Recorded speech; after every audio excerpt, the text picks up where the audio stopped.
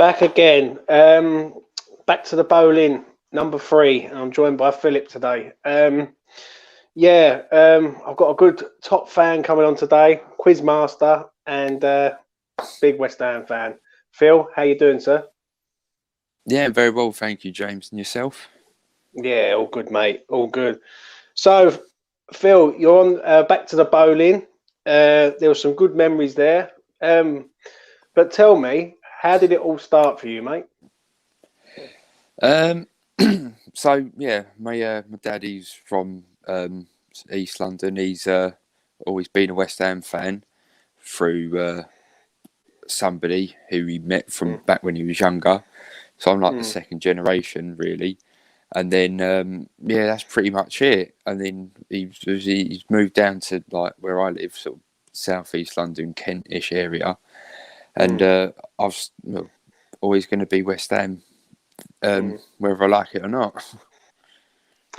Well, let's get into it. Let's ask you this first question. Where was your first seat at the Boleyn ground, and did you ever change to a different stand? I have gone to different stands. So I've never actually been a season ticket holder myself. But I do remember my first game. And that was, I was in what would have been the Dr. Martin stand at the time. So it was like newly opened up. So it was, it was sort of near enough to the top. And then when I've gone to games like every so often, I used to go, it was almost like, I've been to every single stand. I think the most of them probably would have been in the Trevor Brook in Lower. Yeah. Yeah. What was your favourite stand to watch the game in for atmosphere and banter and everything? I didn't mind Trevor Brook in Lower because you're not too far away from the away fans. So there's always banter giving it, fans giving it to each other. I didn't mind doing, like when I've gone to, obviously when it became like Alpari stand and then Betway stand, it was all right, because sometimes when I sat there, it was sort of near the dugout. So it's almost like you got like the like a head coach's sort of point of view. It's pretty much that. Well, that's good. I must admit, I was in the Trevor Brook in Lower, but I was right on the corner flag, like as it bends round, and that was some good times there, I must admit. This is another question for you. Did you have a pre and post match ritual for each game that you went to? Like, is there anything that you done post match or pre match? Oh God, not that I remember. I don't really think so. I think it's more like post match would have been trying to get to Upton Park Station before everybody else, trying to beat the queue going back. Yeah. Did you ever go and have pie and mash, or did you ever go in the pub, or did you ever do anything like that? Pre-match? No, I went to like it was like a kebab shop, like chicken shop, sort of on the corner, sort of just by the Boleyn pub. I went there quite a bit, and then I think sort of towards probably around the last season, but at the Boleyn, I used to sometimes go to the Rib Man and have some of his pulled pork sandwiches, and then that was nice, and very nice. What about after match? What was your journey like?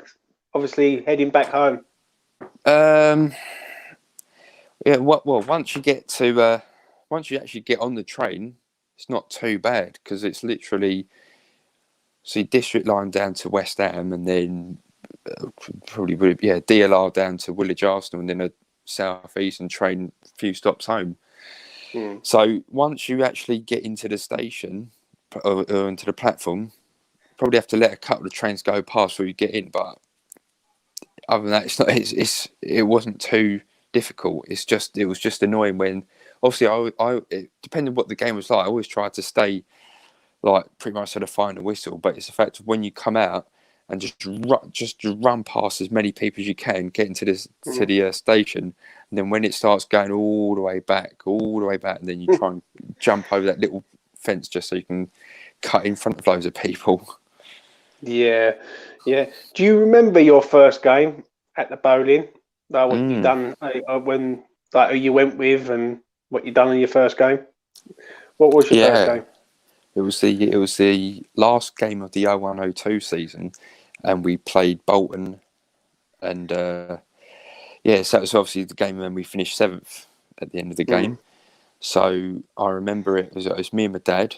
So it was like it was a present really, because it was not long after my 7th birthday, and we remember got on the train up to London Bridge, then going across the bridge to Monument Station and getting the district line up there. Then I remember I needed to go to the toilet really badly, so I had to jump off at Whitechapel just so I can use the toilet there, and then jump back onto the next train up to Upton Park. And then when you come out of the station, I just remember seeing the it's more like, you know, the smell, like, you know, that burger van smell and all that. I always remember that, and it always sticks with you. Yeah, that's very true, mate. That is. I always remember when I was going, when you was walking down Green Street, and you obviously got the shops, the market there, and all that. And then as you keep walking down, then you had all the houses. Then once the houses stopped, you see the ground, and then you see the castle, like the big castle there, like that's your castle, right? And you're going to defend your castle, sort of thing. The smell, the atmosphere, the noise. Yeah, it was brilliant. It was very good. Because I always remember, when I went in there for the first time, you go up to the top. It was like, even though I was only 7, you're still trying to take it all in. And then, because this was sort of around the time when they used to use like air horns back then. So obviously no one uses them anymore. I remember there were people using air horns, people banging on the back of the stand. And we won 2-1 as well, which is pretty decent. Ian Pearce and Steve Lomas scored. I remember that. That's going back a few years. That was it's a good 20 years ago. Yuri Djurkaeff scored for Bolton. It is a few years ago, Yeah. The next question for you, Phil, that I'm going to ask you is this one. What's the best game you saw at the Boleyn? There's nothing to think of, because I've not been to as many games as like you or a lot of other people, but I think one which probably will stick out is probably in the last season at the Boleyn when we played Liverpool in the 4th round replay of the FA Cup. Because I've never really. Yeah, it was. It was a very good game end to end, but I mean, we was a bit shaky in a lot of it. But the fact of getting to extra time as well, I thought it was that close for like never seen a penalty shootout before in my life. So that was always going to be interesting. I must admit, it was mad. Like. There has been some good games. There's also been some bad ones and all. Have you been to any? Have you been to any games where it hasn't been so good? Oh, let's see. Probably. It was sort of. It's a very forgettable game. Like it would have been forgotten about after like a week or two. But I remember going to. It was a season we got up again, like under Big Sam. It was in the. We would have been the Capital One Cup at the time, and we played Wigan, and they beat us. Yeah, it was. I remember we was 1-0 up. Maiga scored, which is a rarity, and then it was because I was in Trevor Brook and Lower on that game, and it was very flat. After obviously they equalised, and then it was 2-1, and then 3-1. It was just so flat and it was just really disappointing. Other than that, I think I do remember when we played Bolton again in the game I went to. It was the season we got relegated under Avram Grant, and it was his first game in charge at home, and that was a bit of a disappointing one because we lost 3-1 in that one. Carlton Cole missed a penalty in front of me. Only, yeah, I remember that. I remember filming it. I had one of those really little phones which weren't that good. I was trying to film it, and I was like, "Oh, you missed." So I sort of forgot about that. And and obviously this was just after the back of the South Africa World Cup. So you had all the Bolton fans next to me. They're all chanting at Robert Green, sort of going "USA, USA," like that, just to wind him up. I think Upson scored an own goal, bounced off his nose or something, and he hurt himself. Yeah, it's just a bad day. So, would you say that the Liverpool game that you saw in the fourth round was the best game you've seen live? For me personally, yeah. Yeah. What game would you say, apart from not being there, that you've seen at the Boleyn as a West Ham fan? From afar. Well, on the last game, I didn't have a ticket, but I was in the area, so I sort of saw glimpses of that, and I think obviously I would have seen replays afterwards, but I think where I was sort of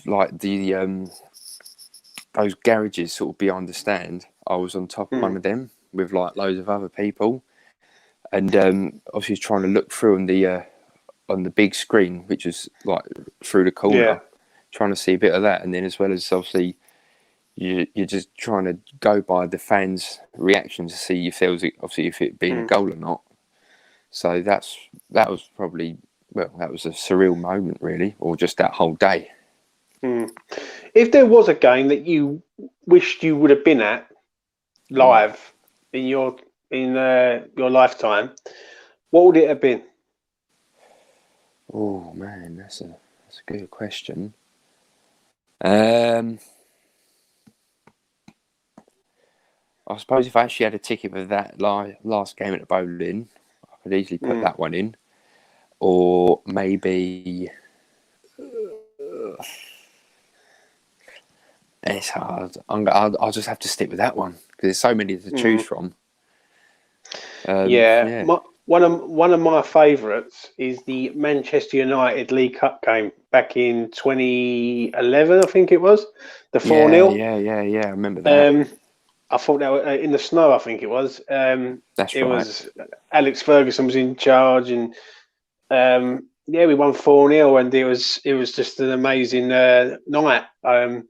Spectre scored a couple of goals, and I keep forgetting who scored the other ones. I think it was Cole. Carlton Cole got a couple and all, and it was he danced in the snow. I think. Yeah, and what was the other one? Maybe the last Tottenham game at the Boleyn, the 1-0. Obviously, Antonio header, wasn't it? Yeah. I'll tell you another game that was really a good game that doesn't get a lot of mention is the 2-2 with Arsenal. Sorry, not 2-2. There was a 2-2 at Arsenal years ago when Henry scored. But the 3-0 with Arsenal when Andy Carroll got an hat-trick. Oh, yeah.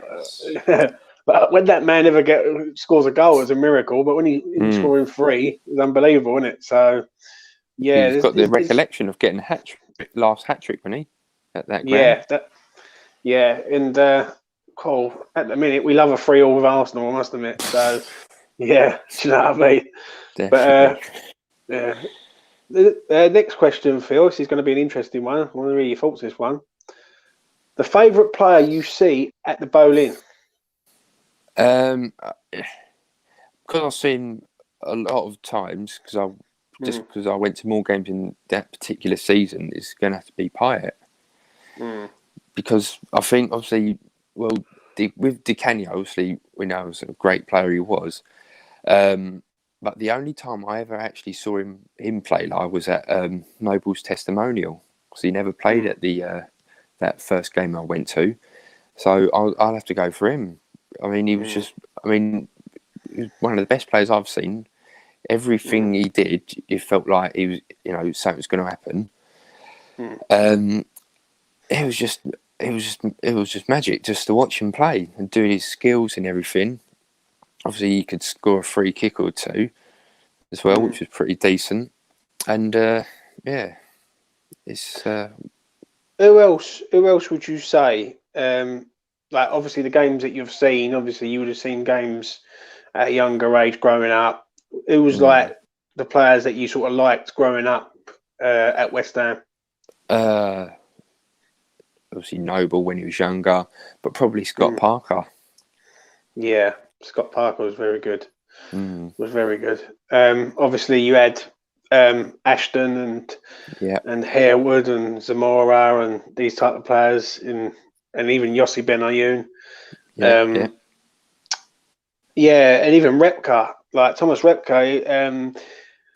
He's a bit mad, but he was in the end the player who sort of ended up becoming sort of like remembered basically for like him crying on the pitch because he was leaving us, and for a man who got sent off in his first couple of games was like a bit mental. But so give us your top three, Phil, starting from 3 to 1 of players that you would say.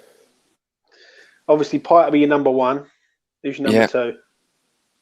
Scott Parker would be number 2, and then number 3 will be.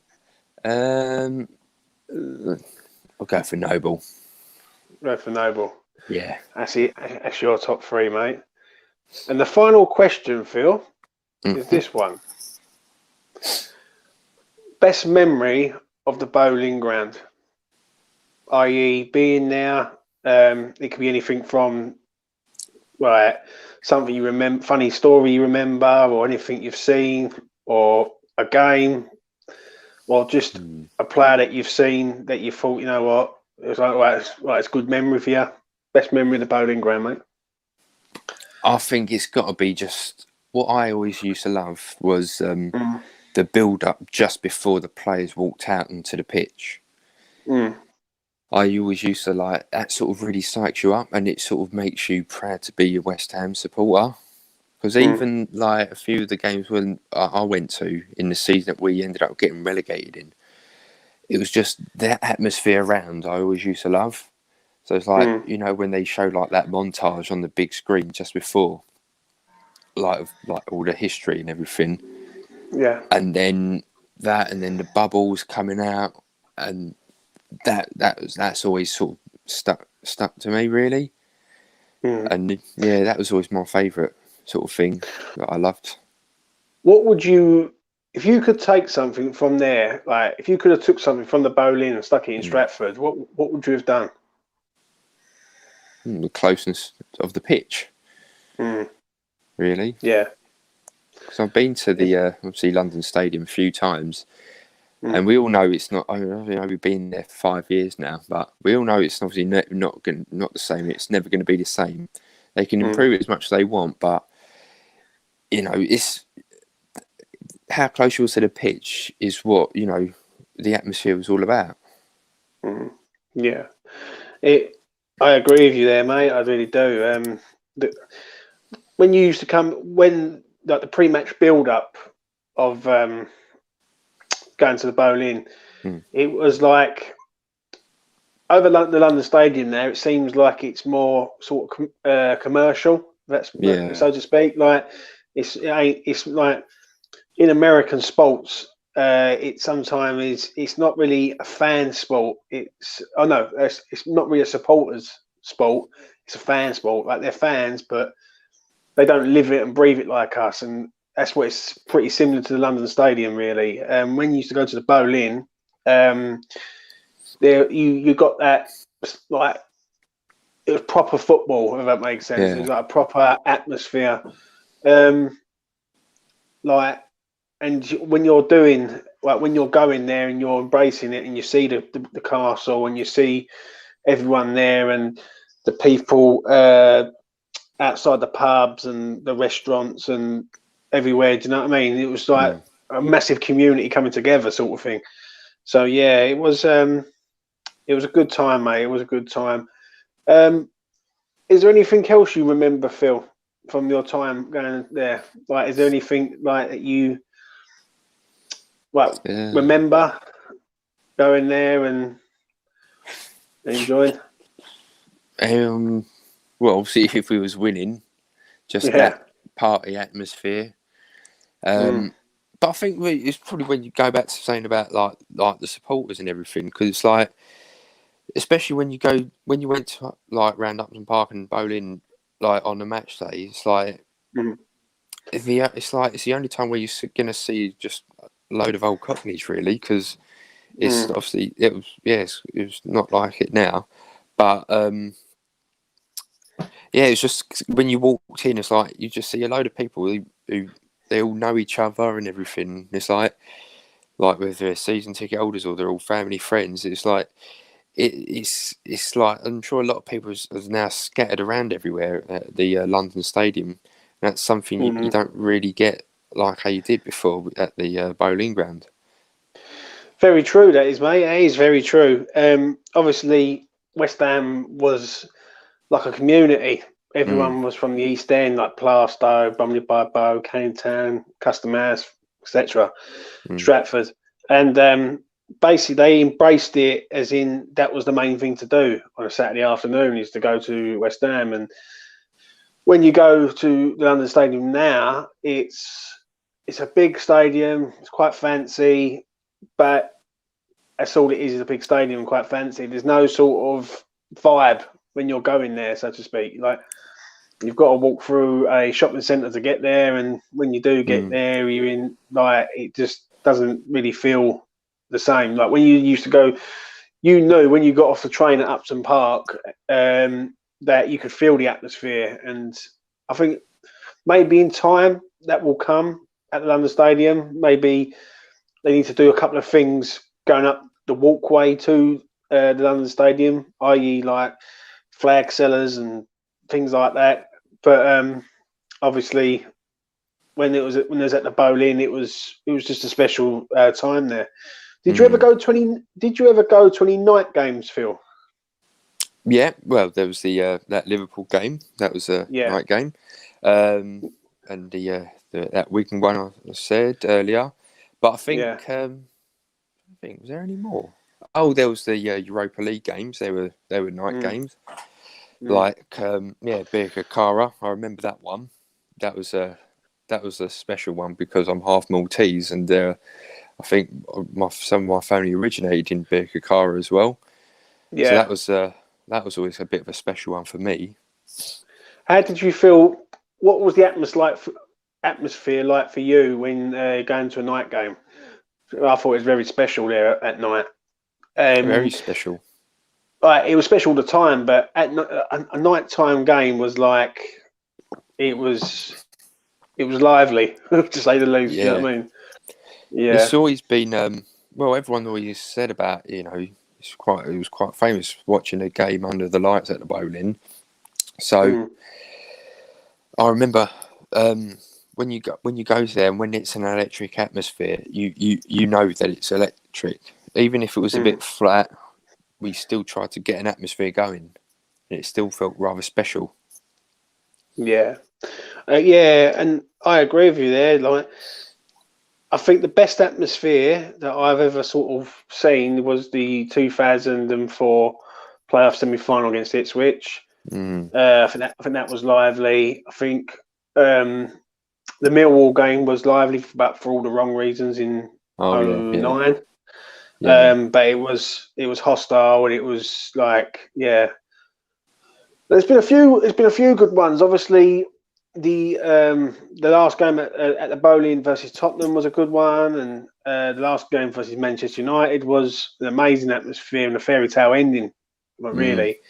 So it's sad to see it go, but I just hope in the future we can get that sort of community spirit back with the club. Like, it's a nice having a 65-seater stadium in the middle of Stratford, but let's be honest, if you're scattered all over the place and it still doesn't feel like it's yours, so to speak, and you need to needs to get the seats closer to the pitch. Then he needs to feel like an atmosphere and feel like a boat, like the Boleyn, but rebooted. But yeah. But is there anything else, Phil, you want to add before we wrap it up, sir, about your time going to the bowling ground? I think we've covered most of it, really. Yeah. I miss it.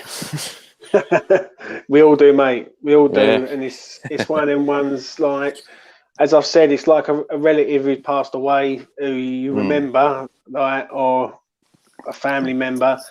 You remember all the good times and remember all the sad times, but obviously we all move on together now. But it'd be nice to sort of feel that vibe again, especially at Stratford in the future. So yeah. Do you know what I mean? But I want to thank you, Phil, for coming on, mate, today. I really appreciate it. And it's been good, mate. It's been good. And back to the bowling series. That's number 3. I'm looking for more people who want to come on and express their thoughts about basically their time at the bowling ground. So this is the 3rd one. Let's hope for many more. And thanks for watching and take care. Cheers, mate.